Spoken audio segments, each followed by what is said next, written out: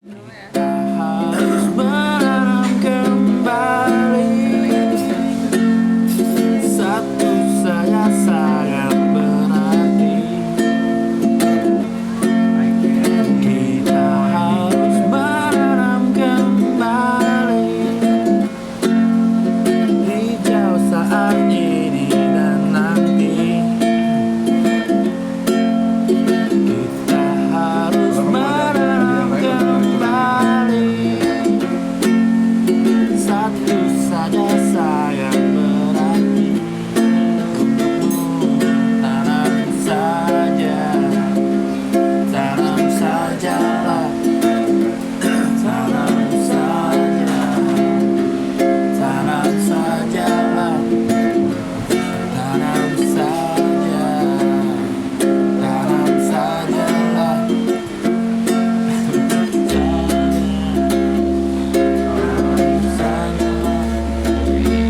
Orangutan tadi itu namanya Suma, dia betina yang berusia 33 tahun bersama anaknya Sumi. Dan yang ini ini saya namanya namanya Joko. saya dikirim kemari oleh majalah IMAC untuk meliput tentang lingkungan, tentang hutan, tentang Taman Nasional di Gunung Leuser. Momen ini akhirnya dipakai juga untuk kenapa kita nggak buat sekalian Road to Borneo. Jadi Kita selalu menegaskan juga kalau di Rawatripa kita tidak minta apapun dari pemerintah kecuali penegakan hukum negara. Itu saja. Kita nggak minta mereka buat apapun kecuali negara. Kalau Kalimantan rata-rata kepadatan orangutan sekitar 1 per kilometer kuadrat. Kalau di Bukit Lawang sekitar 1 sampai 2. Kalau di Aceh Tengah mungkin 3, tapi di hutan rawa bisa 8 ekor. Jadi ini memang tiga rawa ini memang ibu kota orangutan di dunia. Kita pikir ada 6.600 kira-kira orangutan liar di sini. Tapi kalau dianggap bahwa Outrafil itu bisa duduk 80.000 orang, semua orangutan Sumatera di dunia bisa duduk di belakang satu gor.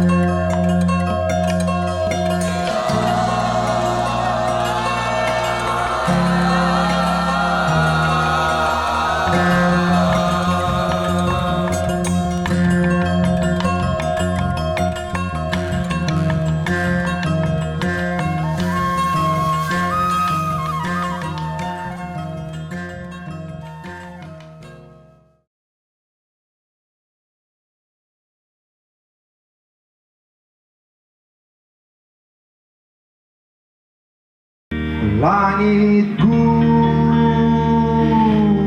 yang biru, selimut kelabu membungkusmu. Matahari cahayamu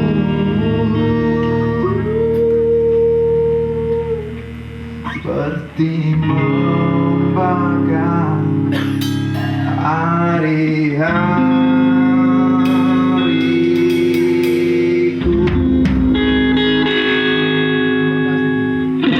hari ini saya berada di Candi Borobudur dalam rangka mengisi konser Solarizing, sebuah konser yang diadakan di pelataran halaman Candi Borobudur, yang mana konser ini menggunakan tenaga surya sebagai energinya untuk menggerakkan sound system, lampu, dan sebagainya. Kegiatan ini berkaitan dengan keterlibatan kita dalam kampanye Greenpeace. Kemarin waktu di Borneo, di Kalimantan, kita sempat melihat betapa rusaknya hutan, yang mana hutan ini kerusakan hutan ini merupakan penyumbang terbesar emisi karbon yang dihasilkan oleh negara Indonesia.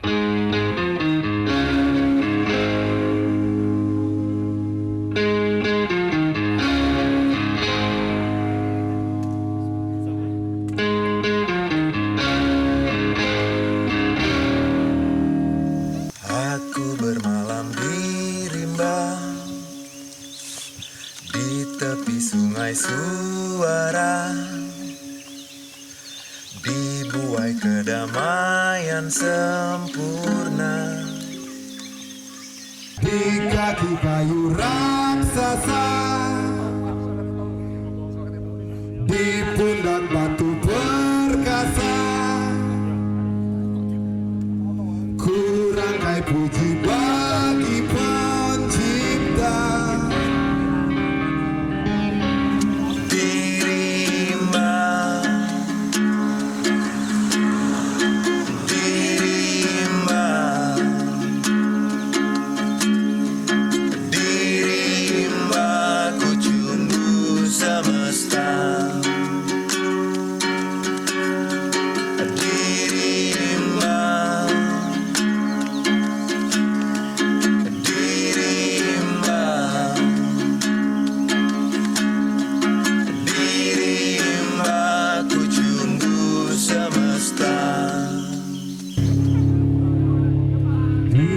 Cahaya bintang, halimun membelai sayang. Di sini jiwaku pun telanjang, hanya jiwa yang telanjang di dalam rimba yang tenang.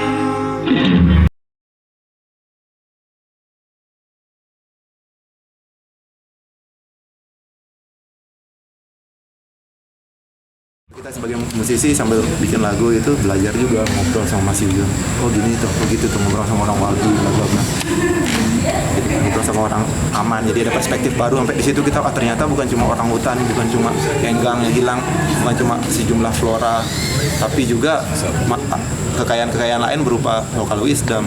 Ini kita ambil, kita serap, kita buatkan sebuah karya, coba dijadiin film, ya kita bagi ke publik.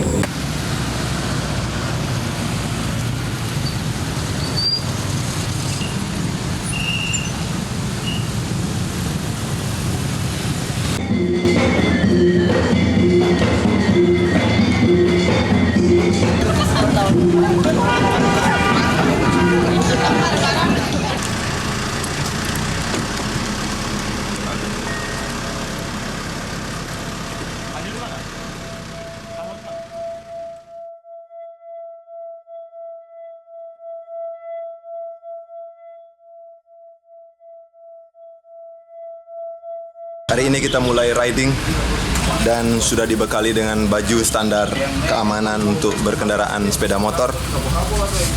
Ini ada pelindung payudara, pelindung tulang belakang yang bentuknya seperti reptil, bahu, siku, dan ini juga siap ini kalau kita manggung ini saya bisa jadi Kurt Cobain terjun ke drum tanpa rasa sakit. Dan celana saya sengaja buat gampang biar kalau saya nanti kebelet pipis di jalan saya tinggal tarik dan kencing. Gak ada kantong, gak ada kantong ini, kantong kencing ya. Selama masuk sawit nih kan banyak yang hutan-hutan yang hancur. Bilangnya masyarakat yang menghancur hutan. Kalau semua isu lingkungan, kenapa nggak ditutup semua sekelas sawit itu? Kalau isu lingkungan kan semua merusak lingkungan. Hutan yang Lebat itu aja digundul semua.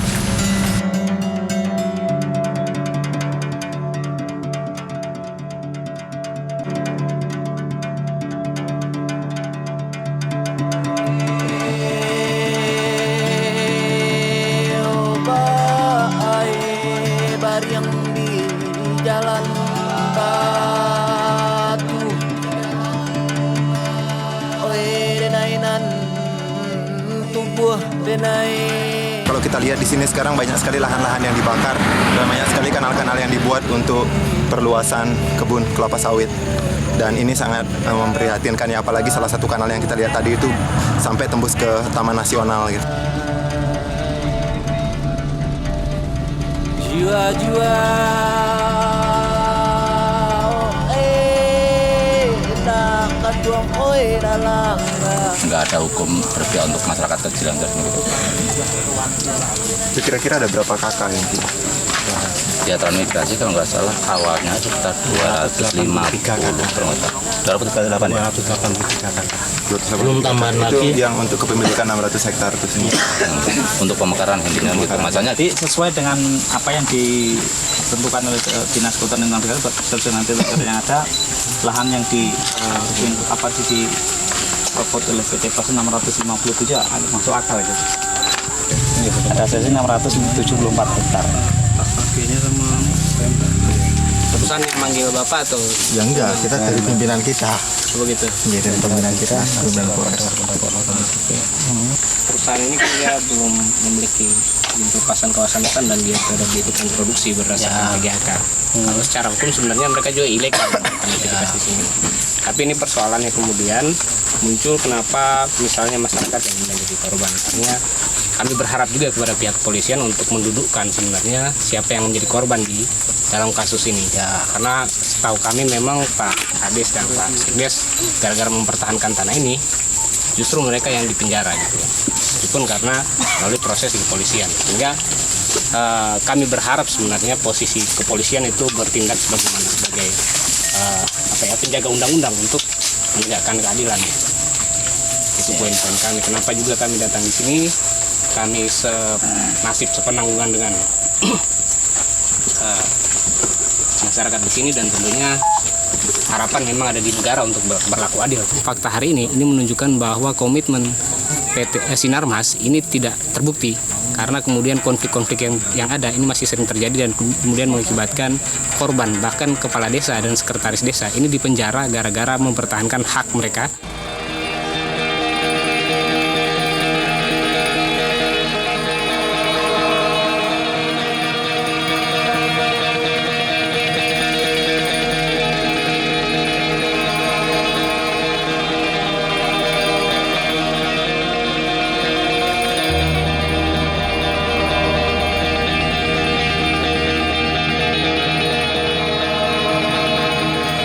Kawasannya luasnya minta ampun ternyata ya.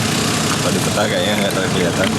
Gila itu Itu ada helipadnya, ada helipadnya dan kayak ini lah sekalian lapangan golf. Kan tidak menemukan orang hutan. Oh, nggak pernah lihat, Pak. Pernah lihat? Kalau sarang-sarangnya aja ada di sana di RHS kita punya namanya transek. Transek itu di sana ada. Tapi kalau ketemu orang hutannya kami memang belum pernah. Di area perkebunan RHS itu habitat? Tidak, bukan area perkebunan. Ada kita berapa hektar di sana. Maksud saya input di dalam konsesi itu memang tidak di kebun sawitnya. Iya. Tidak mungkin dia hidup di kebun sawitnya, tapi di areal RHS itu merupakan habitat ya? Ada kesan-kesan sarangnya. Sarangnya. Habitat? Ya, kalau ada sarangnya kan pasti dia tinggal di situ. Okay.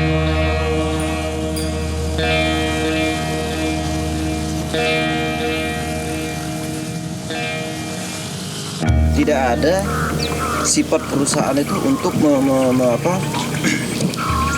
mengelola limbah itu yang dengan baik. Kami yang melaporkan memang sudah melaporkan dengan pihak BLH. Persoalan ini sudah jelas tidak ada keberpihakannya kepada kami. Karena mandatnya laporan kami itu supaya kami minta dari pihak Greenpeace, Walhi maupun NGO lain untuk membantu kami masyarakat ada di sini untuk mengangkat ke permukaan ataupun memblow up kembali kasus ini sehingga bisa menjadi perhatian.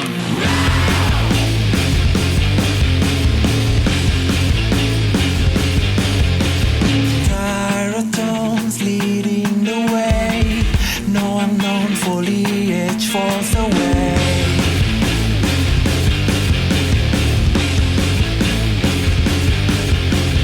Clothes create, field dominates.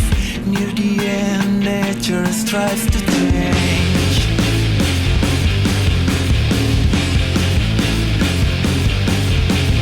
Do you care? I'm longing for home as I face the future all alone.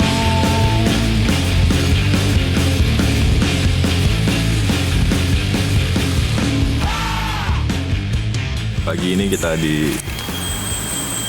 sudah nyampe di Dusun Tanjung, Desa Tangerang. Ini nyaris di perbatasan Kalimantan Tengah, Kalimantan Barat. Kita berada di pinggiran hutan sebenarnya. Dan Navicula hari ini sudah bergabung hampir 7 hari. Sudah 7 hari? Sudah 7 hari. Ya baru pertama kali aja ngerasain naik motor di medan seperti itu. Saya lagi rider sama teman-teman rider Mata Harimau dan Kepak Saya Penggang.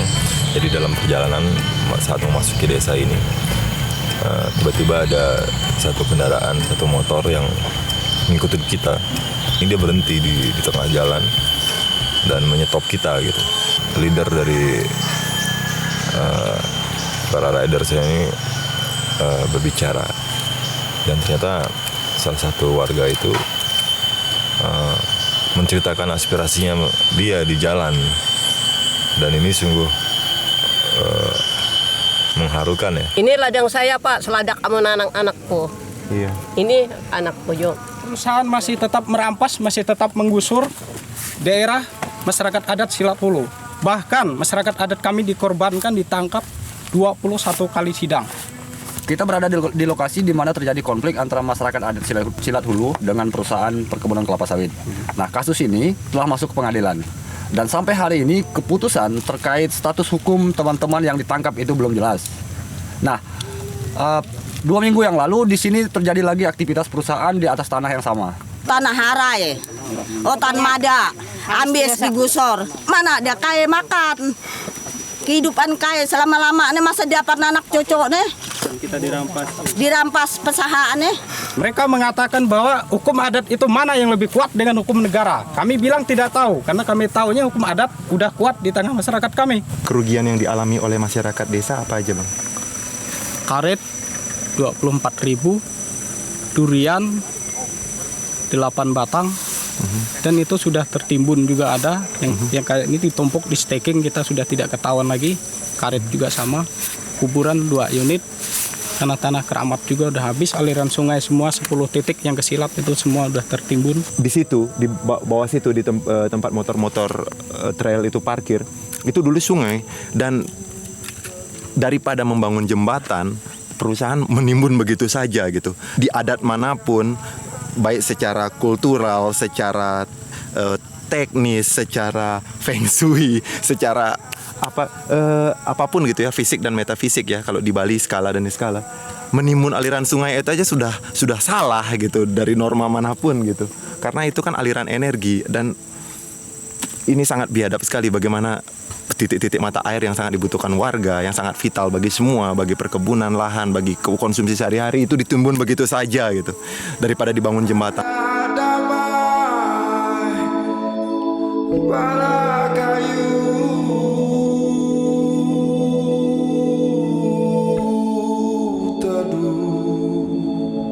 Ya, saya sebenarnya agak menyesal juga menjadi orang Indonesia ternyata dengan keadaan yang seperti ini.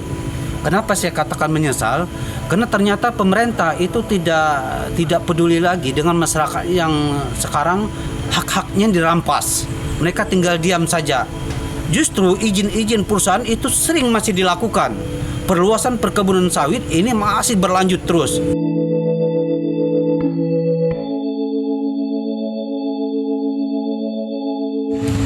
Sekarang kita berada di perbatasan Kalteng sama Kalbar.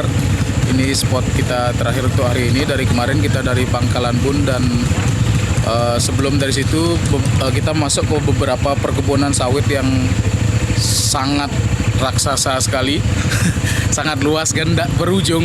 Jadi betul-betul sangat disayangkan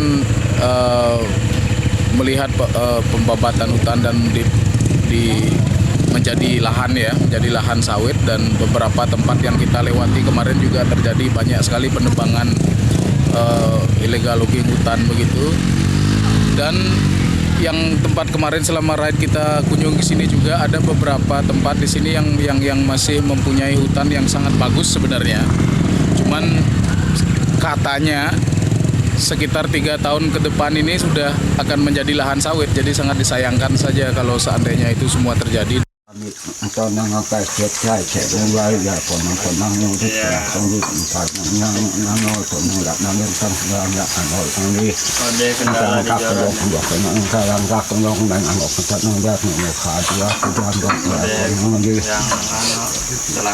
Atau yang jangan buat yang sedang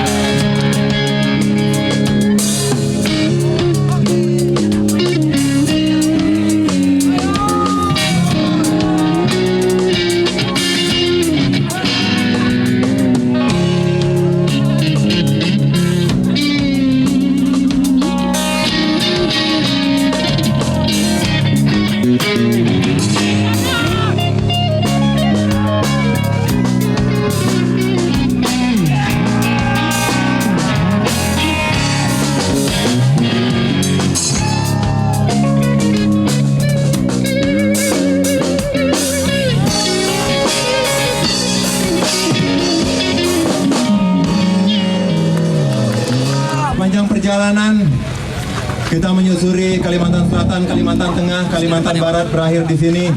Yang kita temukan adalah sebuah pembangunan yang gagal. Kita saat ini tidak lagi ngomong untuk memenuhi kebutuhan ya, tapi saat ini sudah melampaui itu. Ekspansi sudah memasuki kawasan yang namanya keserakahan. Seperti Gandhi bilang,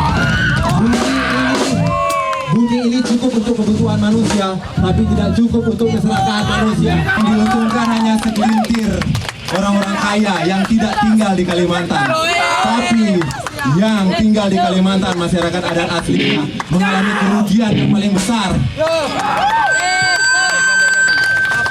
Tapi jangan kecil hati. Kita semua di sini bersatu dan berikrar untuk menjaga tanah Kalimantan, untuk menjaga hutan Kalimantan sebagai aset negeri ini. Bersiap menghitung mundur untuk perjuangan.